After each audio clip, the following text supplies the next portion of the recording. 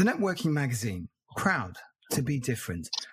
Hi, everyone, and thank you for joining me. My name's Sanj, and I'm the owner of the Networking Magazine. My next guest today is Michael D. Douglas, actor, dancer, singer, and host. Hi, Michael. How are you? And thank you for joining me. Thank you so much for having me, and thank you for that intro. It took me ages to make that up. Well, really, this podcast is an opportunity to find out more about what you're doing at the moment and the projects that you have ongoing in the future, which I believe I think you said or mentioned that you have 3. But let's go straight to the bit that I really am very interested in, is the workshop that you did and you completed very recently. Where was it? What was it all about? It was a great thing that happened. It was to kind of like give you a background, it was with a company called Turn Up. It's a media company. They're a platform that is looking for talent in the UK. It also interviews celebrities and talent that happens in the UK. So they are at Wireless a lot. And they'll be doing a lot of interviews there at a lot of TV events and things, and they would do a lot of interviews. So they decided in the Jubilee, that Jubilee holiday that was happening, that they wanted to do a workshop, kind of like Day in Shoreditch. Yeah. It was aimed at children who were teens, so it's about 14 to about 19. Right. And they were doing music, they were doing food, they were doing poetry, dance, loads of different activities, and I was in charge of doing the workshop.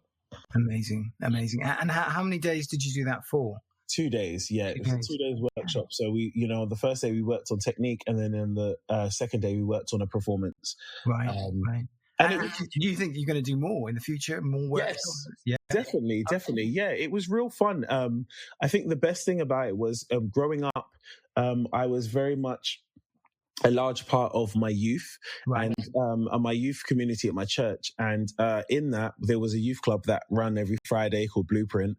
And within that, we did a lot of workshops. So I think I kind of grew up I'm 1990. So I kind of grew up in a generation where there was a lot of kind of like Saturday schools and youth clubs. Yeah. And I think that really did help, because I think that it really brought what I saw amongst the youth is, it doesn't matter if you were black, white, wherever you were class-wise, there were things that people all joined together to do. So whether that was playing video games, or whether that's football, whether that's go-karting, whatever it is, I guess people at that age, children at that age, were able to, on their own, they saw the differences between each other, but with a activity, they were able to see the actual things that they had in common. Right. And I think that's really important, because it somehow played an influence in your decision making as to becoming an actor.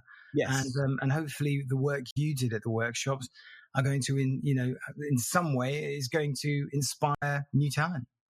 I hope so. I really do hope so. There was a lot of people there children there that was already in the arts, and then there was a lot that wasn't. So it was a good kind of all-arounder to kind of have fun.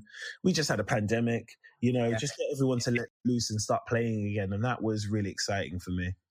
Well, let's move on a little bit and I definitely can't skip over, because the last time that we met, we did the editorial called This Star Shines Bright, which is in edition 4 of the Networking Magazine. It was kind of a track of your life story, where your story began and sort of the influences you had. We left it at the part which I was really interested in, was Stargazer. Yes. So tell me, what went on? I mean, when I left, what went on with Stargazer? Stargazer blew up. So just to give a general idea of Stargazer is a film which follows a character called Eden, which is played by myself. Mm-hmm. Eden grew up with his brother. His brother went off to space. It's a sci-fi movie. Mm-hmm. His brother went off to space. His brother didn't return and didn't contact him. Their parents died. Eden kind of swore off his brother, and the next time that he hears from his brother is about 17 years into the future. Right. Where a spaceship lands on his lawn, and a woman walks out with a 15-year-old boy, and they are proclaiming that not only is his brother dead, but this is his family. Mm-hmm. And he in his will, has asked his family to spread the ashes across a planet. Amazing. I followed Space 1999, Blade 7 and all the old stuff. So, I've got a particular passion for these type of movies. How can somebody watch this movie? Where can they get hold of it? So Stargazer right now is just finishing its festival run. So far, it's been in it's featured in 20 festivals, film festivals, and it has won, I believe, 11 awards. Right. So it's doing really well. Once it comes to the end, they're going to try and put it on a streaming platform. Right. Okay. YouTube will be last resort, but they'll try and get it on either like Netflix, Amazon, or Vivo. Well, I think that eventually it will probably happen on YouTube. But when that does happen, I will flag it up. Please. Okay, brilliant. Okay, and do you think there's a future for Stargazer? Do you think that once that it's made that circuit, you think there's a future for it? Will you be doing a follow-up? Well, it was definitely made as an experiment in terms of the storyline. Did anyone like it? Did everyone love the characters? So that's why it was a short film. But it always was planned to either turn into a series or a feature film. So that's going to be really exciting to kind of push that forward, because I definitely feel like it's going that way. Right. Okay. Well, you've got 3 projects in the motion, but before we discuss those, tell me what you're doing today, right now. Yes. So I am currently at Secret Cinema. Secret Cinema is an immersive theatre company that I have been with for 4 years.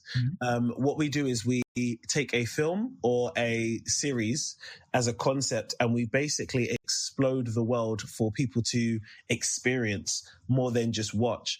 So the first one I ever did was Casino Royale. Wow. And the audience was invited to help the MI6 track down their bad guys. And during that time... Yeah, during that time, James Bond was tracking down the bad guy from Casino Royale. So we had that. Then the second one I was on was Stranger Things. You were all invited back to Hawkins because they were school... It was like a school reunion. Right. And within that school reunion, you learned that there were children in your class that were taken away to a thing called Hawkins Laboratory. Right. And within that, there was experiments. So while you're walking around Hawkins, you will see a little girl with hardly any hair and a group of 4 boys running around. And you were able to either jump onto that storyline and find out what they're doing, or jump onto Hopper's storyline, or jump onto anyone else's storyline. So I loved it from the beginning. I kind of got addicted. And this is my 4th one, which is they're currently doing Dirty Dancing. So everyone is invited to Kellerman's camp. And at Kellerman's camp, you may experience a certain Johnny going after a certain baby. So it's really fun. And the next one after that is Guardians of the Galaxy. So I'm gearing up for that as well. Big fan. You never know, I might just turn up. You got to. So tell me about these 3 projects. Are you allowed to talk about them? Is it a real secret? I mean, without giving any spoilers away. As much as I want to work for Marvel one day, I thank God it's not Marvel yet, so I can talk about them. That's absolutely fine. Brilliant. Yes, probably project number 1, which is probably the most recent one out of the short films. Right. Is called The Flying Caterpillar. Mm-hmm. Now, when I first heard it, I was like, isn't that a butterfly? But the way the director basically said to me was, there are things called flying caterpillars, and they are caterpillars that try to jump a bit too early. They try to jump before, going through their evolution and turning into a butterfly. So they try to fly. And they usually always fail. And it's a comment on my character, because my character is a father with a mental illness. And he's really, really trying to do his best for his son, but he's not quite aware of, he hasn't quite addressed his mental illness. Right. And because he hasn't quite addressed his mental illness, just like the flying caterpillar, he's trying to, I guess, fly without completely completing his evolution. Right. So that's what that film was about. It was really an interesting concept when I first heard it, because I was like, oh my gosh. Yeah, I don't even know how you can get into character with something like that. It was. Do you know what? I'm not gonna lie. The pandemic kind of puts you in a very kind of place, and you kind of see things inside of yourself that come out, which was quite crazy. But yeah, there was that. Then the other film that's doing its short film rounds is called Out of Orbit. Okay. Is that another sci-fi? Yes, it is. Okay. Yes, it's about a little girl who her mum has passed away, and because her mum's passed away, her father, who's played by me, is going through a deep depression. Right. And while that's happening, she's kind of communicating with her mum from beyond the grave, but it's in a way to kind of push her towards her love for space and spaceships. Okay. And something very beautiful happens between the two characters for people who are kind of getting over grief and getting over mourning over someone's death. It was quite a beautiful one, and it was a short one, and I really enjoyed being part of that project. It was really good. It's relevant though, isn't it? You know, getting over grief and that sort of thing. It's very relevant to today. Yeah. And what about the third project? And the third one is called The Two Best Men. It was a short film that was about two gangsters, myself and my fellow actor David. Right. We were two hitmen who were on our last hit, but the only one out of the two of us who knew it was our last hit was me. Right. And that's as much as I can say about it. Okay. You do work for Marvel. Well, listen, Michael, I know that you've got a busy day ahead of you because you are you're performing at the moment, aren't you? So I know that you've got a busy schedule ahead of you.